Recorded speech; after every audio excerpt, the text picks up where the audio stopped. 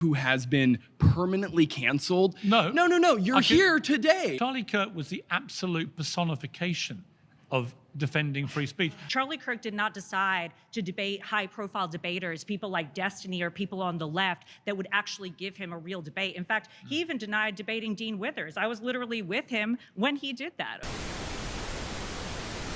We're back with more clips from the Piers Morgan Jubilee episode that I was supposed to be on to, of course, set the record straight and debunk his weak talking points. Like and subscribe if you haven't already, and let's hop right in. My point of saying things like, I identify as a black lesbian or whatever, is simply to show that if you allow things to be limitless, it goes to ridiculous places. We've had, that Rachel Dolezal story. Do you remember? That was the white woman pretending to be black.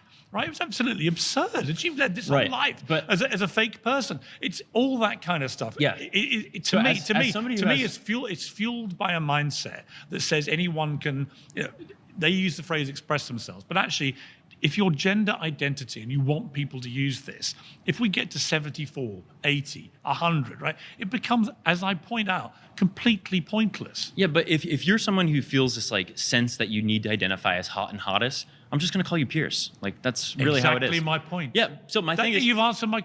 That's it. No, exactly, and that's what you can do. No, you agree. No, but you're going on a show and you're writing a book specifically highlighting these people. That's the difference. Piers here is, of course, attempting to reduce the argument to absurdity. He's just not really smart enough to do it well. Gender is an expression of identity. Identity will always be internalized and thus subjective, right? Race is essentially a societal category that we place people into off of their skin color, so something physical and external, largely to reinforce hierarchy as well. Anyone trying to conflate the two, white skin identify as black or whatever, is signaling low intelligence off the bat or bad faith in terms of what they're arguing. The concept of gender in terms of gender neutral pronouns is really easy also. A binary is something composed of two things. We largely have a binary of gender that we've set up in society. Man reflects male traits, woman reflects female traits.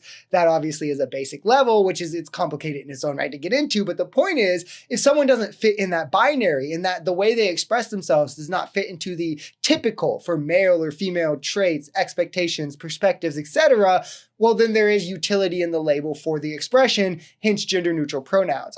It can get more complicated because of label preference, but it's ultimately man, woman, or non-binary. Pretty simple. Charlie Kirk was the absolute personification of defending free speech. Oh, really? Let me explain why. Okay. Charlie Kirk had strong views about a lot of things, many of which you probably don't agree with, I'm guessing. Yeah. But Charlie Kirk, week after week, around America, would go onto university campuses knowing that most people there didn't agree with him, may have a preconceived view about him, maybe thought he was a fascist and all the other things they called him. And he would sit there in his tent, sometimes outside as he was when he was appallingly assassinated, and he would say, prove me wrong. And people would line up and they'd come and have a debate like this, and he would listen to them respectfully. He'd challenge them. No. He'd argue with them. That's not what happened. Sorry, that's exactly what Charlie Kirk did. Okay, as somebody that And for that, he got a bullet in the neck. Okay, as somebody that runs the counter organization to Charlie Kirk's Turning Point, that is not the point of what Charlie Kirk was doing. Charlie Kirk did not decide to debate high-profile debaters, people like Destiny or people on the left, that would actually give him a real debate. In fact, he even denied debating Dean Withers. I was literally with him when he did that. I'm so glad she pushed back on him on this. This revisionist history with Charlie Kirk as if he was some sort of champion of free speech is hilarious to me. As if he didn't just jump on unsuspecting college students so he could label them freaks and such in YouTube headlines to get clicks and views. He regularly ducked debates from Parker. Dean, as she mentions here, being a first-hand witness to it, he supported Donald Trump in his attacks on free speech, from silencing movements and voices that he didn't like or agree with, the deporting and arresting of Palestinian supporters and voices on college campuses. But yeah, guys, he debated college students because it made him demonstrably wealthy. So clearly he's a free speech warrior.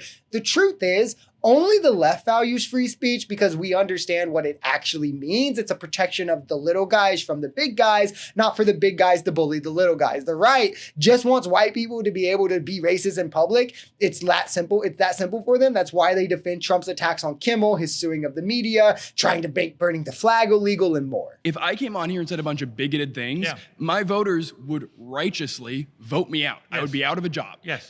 That's not cancel culture. That's just common sense and accountability. Sure. Can you tell me someone who has been permanently canceled? No. No. You're here today. No, That's- People like Bill Cosby I can don't get gigs because he's a pervert, Yes. right? That's- No.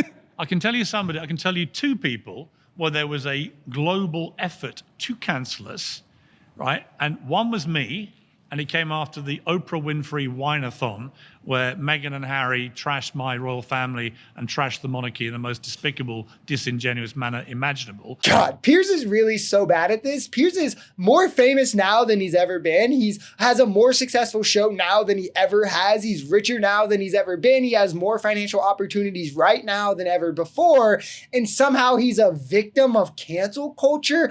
Are we being serious? Getting canceled means you get more successful? By the way, what he's talking about doing is following an emotional interview where Meghan and Harry opened up about racism their son experienced just for being darker than the typical in the royal family, how Meghan was suicidal, how there was emotional abuse going on within the royal family.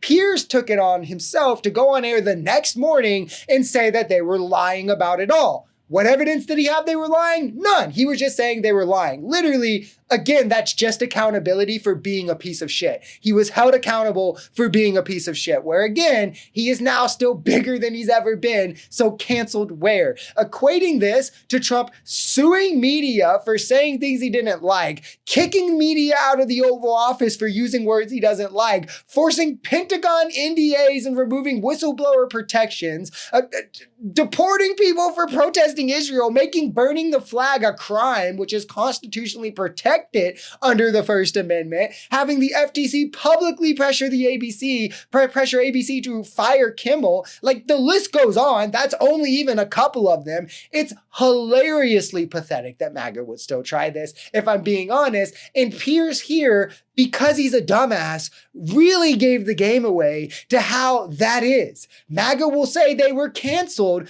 because they were held accountable for being a bad person, even when their base will support them more for being a bad person.